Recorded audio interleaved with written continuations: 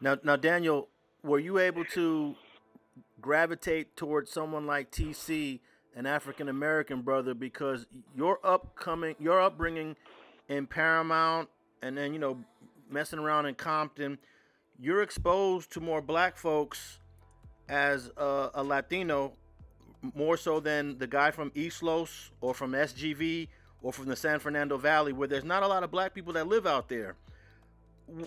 Does Right. that experience make you see things differently than the average Latino that might be in prison with you? Oh, most definitely, because You have 60 seconds remaining. even even though there were those racial barriers in those schools and whatnot, you still kind of interact in class with other ethnicities, and so for sure it gave me a different outlook and aspect towards a culture that I wasn't from, because I wasn't from and or part of, but I went to school with them. So at the end of the day, I'm able to go ahead and kind of, even the lingo, because like you said, somebody from San Fernando won't talk like me, right? Because the lingo, it rubs off. You feel me? So you may, I may be a Latino, but when you hear me, just my voice, some people might think like, hey, she African American, because at the end of the day, when you come into prison and now you start embracing individuals from your faction, from Compton, you start embracing that lingo as well. You feel me? So dealing with the racial, tensions and the environment that we grew up in South LA, and being domesticated and thinking a certain way. Once I hit county jail and fighting my, the dope murders that I was fighting, it was segregated when I got there, because it had just been, again, a racial, riot in the LA County jails, to where they, the law enforcement segregated, everyone that was African American and, Hispanics.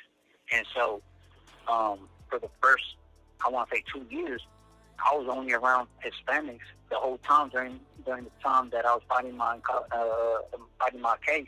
So when it got integrated, there you go. The same thing you seen and you've been around and accustomed to when you're a child, it came back, right? The integrating, but for me, it's different from somebody from East LA, because like you said, that's very important, because they don't really understand or want to understand, or their views or whatever it is, because it's dominated by Latinos in East LA or Boyle Heights or San Gabriel Valley or whatnot, right? And so a lot of times you would get looked upon or frowned upon if you go outside the penitentiary norms. You feel me? And I've been doing that since I've been embracing my transformation about 9 years ago, and embracing the spiritual side as well has allowed me to even embrace and go against the norm, the prison norms, and that has brought me. This call and your telephone number will be monitored and recorded.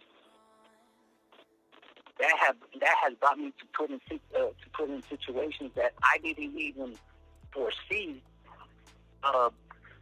before I, when I really told myself I'm a vow to embrace change and transformation. I didn't foresee the challenges and the obstacles that I would face when it comes to racial situations, because if you're going to transform, then you got to renew your mind overall, right? And the only way you can transform in my belief is that education without application is, education with application is the only way to give birth to transformation. And so, if that's the case, I gotta renew my mind in every aspect, and even in those racial aspects as well. And so, it allowed me to go ahead and see people just like me, but dealing with the dilemma of that being frowned upon among others, and that's a little tricky situation for me, because, if I didn't have the education, higher education, and I didn't pursue higher education and try to educate myself for all these years, I don't think I would be here today talking to you, because one of those situations that I would have put myself into based on my transformation and dealing with, embracing other people of other races, I would not have been able to know how to defuse the situation. So now that I know how to defuse the situation, sometimes you just can't defuse every situation, you know what I'm saying? Like, ignorance is what rules in prison, and so you could say all the logic in the world and point out all the holes in someone's story, but at the end of the day, if you don't got the leverage, you're going to go through some things, you feel me? Which I have already gone through things just for, my bond with other, races, you feel me? Yeah, definitely. Now, TC, I want to know, when you're dealing with Latinos or Mexicans in prison, can you tell the difference between a Mexican that grew up in Paramount, Compton, Inglewood, Lenox versus a Latino that grew up not around no blacks, like the San Fernando Valley, East Los, Boyle Heights, San Gabriel Valley? Yeah, I kind of can tell the difference. You know what I mean? I can tell that difference for sure. It's just a Hispanic that grew up in areas like mine. They got like a different swag about them.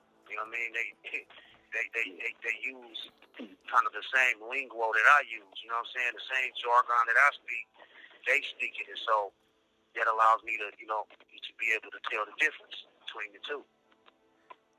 Is it harder communicating with a Latino that's from, let's say, the San Fernando Valley? I mean, in the past, it was harder because I felt like, that Latino just didn't get it. He just didn't get, where I was coming from, or, my viewpoints and my thinking points and nothing like that. But, it's two words. It's two words that kind of ease those things. You know what I mean? What is that, Daniel? Is it solid and active? You know what I mean? If you solid and you active, you know what I mean? You know what I mean? That right there, that speaks volumes. You know what I'm saying? For all ethnicities in prison. You know what I mean? To be solid, to be active. You know what I mean? That's like a damn marriage. You know what I mean? Yeah. Now, I want to ask about using the N-word. There's a lot of Latinos that grew up Paramount, Compton, Inglewood. They use the N-word regularly around blacks on the streets, and and no one's really tripping about it. I'm assuming, Daniel, and correct me if I'm wrong, you might have grown up with the N-word in Paramount, and if so, what's it like now being in prison? Because I was told that you can't use the N-word in prison if you're Latino. And to your point, two people could be right, and those two people could be wrong at the same time, right? And you're right. And however, growing up, in Paramount, like TC just mentioned, the lingo was very familiar. So when you go walking down the block and trying to, post up, trying to holler at your homie, from the gate, you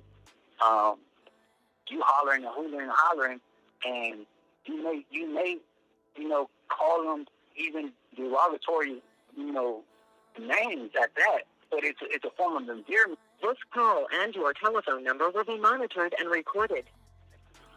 I remember when older homie came out of prison, a fellow individual from, my town told me, hey, bro, if you run into this homie and not say that word, bro.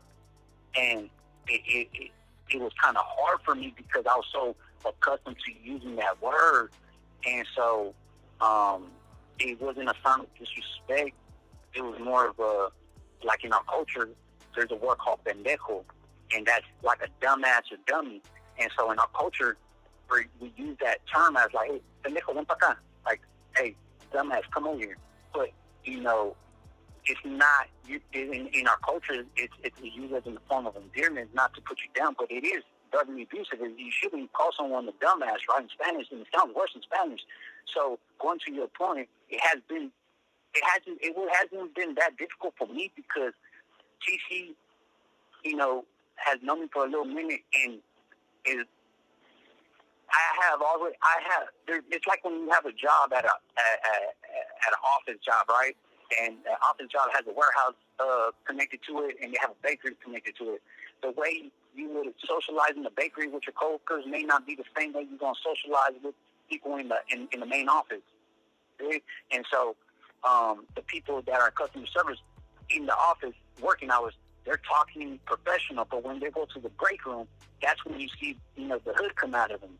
And so, I grew up with people that were Samoan, African American, and Latinos, Chinos, and so it was commonly used. That word was commonly used. But when you come to prison, you got to go back to what I was just saying about knowing. I basically, it wasn't hard for me because I know where it's appropriate and where it was not appropriate. And so, for me, it hasn't been a struggle. I just now understand now that I'm even because I just recently became a peer support specialist, and so knowing that the recovery language kind of falls into that. People have certain words that are triggers, and the way someone, you could tell someone and you acting retarded, and that person starts flipping out because you don't know that word was triggered them because from a young kid they've been called retarded from someone in the family, friend, whatever. And so when they hear that word, you didn't call him retarded. You just said you acting retarded, but he gets triggered by that word. So other people get triggered by that N-word that you're talking about. And being mindful of your surroundings and who you're speaking to, I think is key when it comes to your question, because it's still, even though that's the law, in a sense, it still is being used because it's still being used. And there's times that when I'm passionate about something, it comes out. And, I'm unapologetic about it because it's where I come from in a sense. And most people, even in the ASU, that I developed a relationship with African Americans, they, from the community you come from, it's acceptable. Like they it's like a African American trying to relate to a Hispanic and was like, hey, what's up, Holmes? Hey, Essa? And they're trying to relate to your culture in a sense. It's something like to relate to you in a sense when you're talking to somebody, if that makes any sense,